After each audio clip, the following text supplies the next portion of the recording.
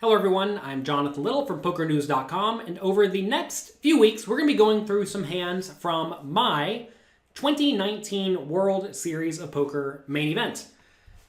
It's always important to make sure you are planning ahead, preparing ahead, and getting ready for the World Series. I know we're, a few months away from that at this point, but it'll be here before you know it. So let's review some of the plays I made last year. I have not looked over these hands at all, so I don't even know what we are getting ourselves into. Maybe I'll play great, maybe I'll play poorly. I guess we'll find out together. So we are playing, it looks like 1,500, 3,000 blinds, so we're already starting to get a little bit deep in the tournament. I have 220,000 chips, and they fold to me in the cutoff with Queen, Jack, offsuit. This is definitely a fine spot to open it up. I do make it 8,000. Small blind and big blind call. Flop comes 10, 9, 5. Two clubs. And the small blind, a loose aggressive player, bets into me for 7,000 into the 27,000 pot. Well, I have no idea what this means. This could very easily be a nut hand, like 10-9 or pocket fives or 9-5 suited for all I know, depending on how laggy the opponent is. Probably not 9-5 suited, but you never know.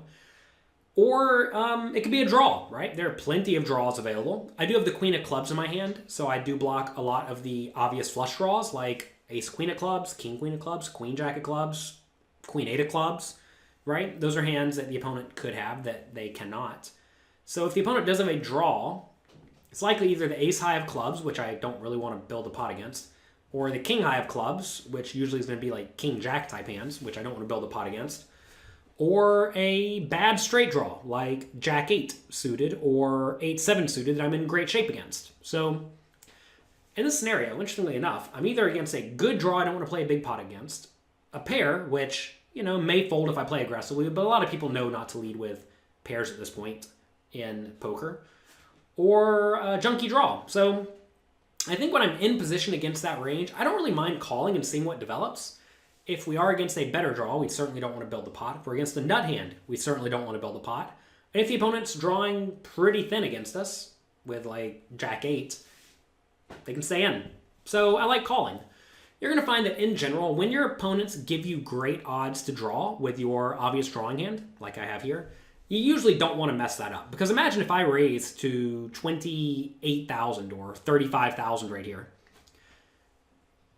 What would I do if the opponent re-raised me to 100 or jammed all in? Well, I'd have to fold, right?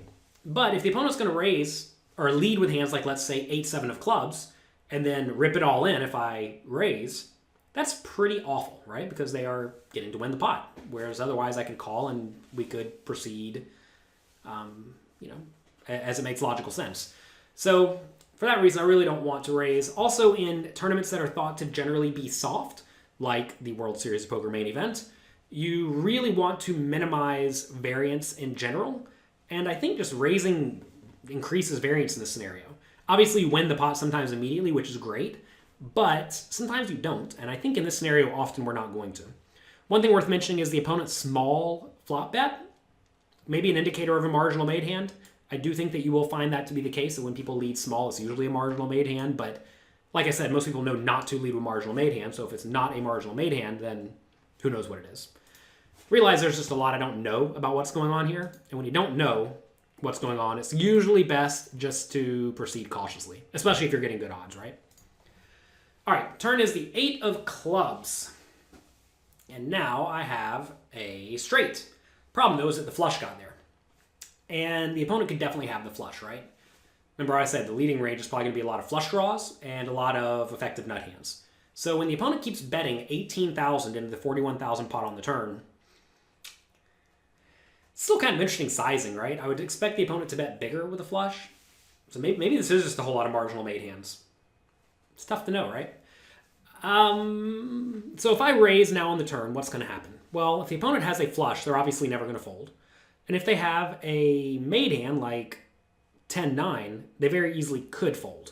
If the opponent does have a marginal hand like ace-10, that could fold if I raise. So a lot of the made hands that I really want to keep in the pot may fold out if I raise. And if my opponent has a flush, which he very easily could, he's never going to fold. So this is a scenario where I beat all of the marginal hands and the bluffs, and I lose to the nut hands. And when that's the case, usually you do just want to call. So I'm going to call. You may say, like, aren't we worried about the club or the river pairing the board? I mean, we are, but like with the queen of clubs in our hand, if a club comes on the river, we just get to call any reasonable bet. And if the board pairs, well, yeah, that's unfortunate, but I'm still probably just calling because a lot of draws missed.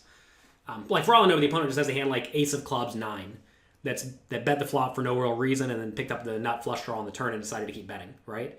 And it may bluff on the river, right? Especially if a 9 comes. Maybe he thinks trips is good for whatever reason.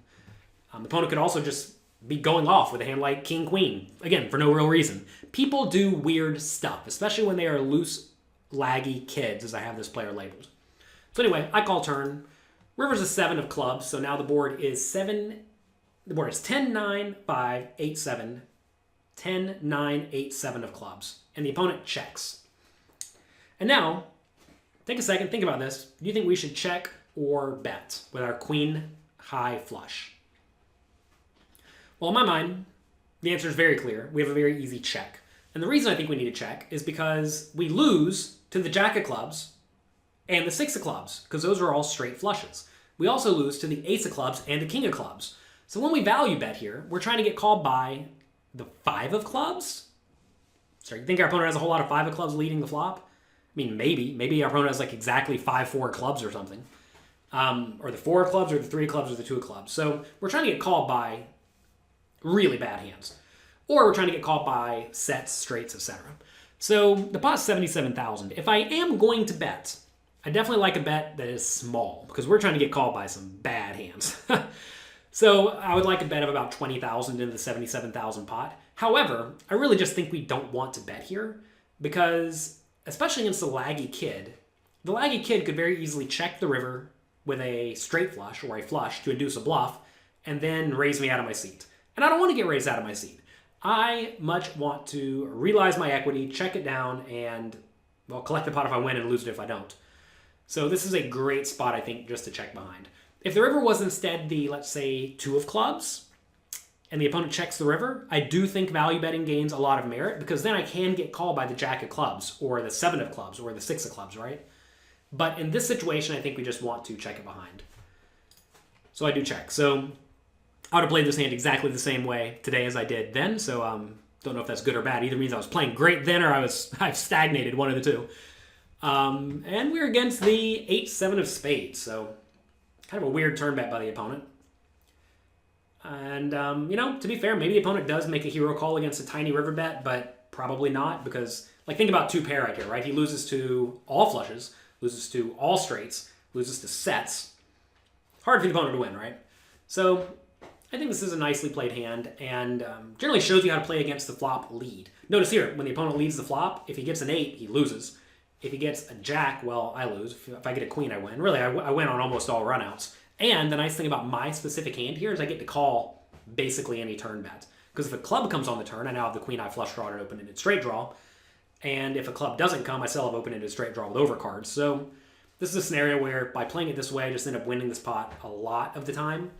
And I also minimize the risk of getting blown off my hand, and I minimize the risk of going broke. So I like this hand. So that's going to be it for today. Over the next few weeks for Poker News, we will continue reviewing hands from my World Series of Poker Main Event. Hope you enjoyed these. If you are enjoying these videos, please click like, please click subscribe. That goes a long way to helping YouTube know that people like my videos. And if people like my videos, they'll share them with other people. So click like, click subscribe. I appreciate it. Good luck in your games. Have fun. And I'll talk to you next time.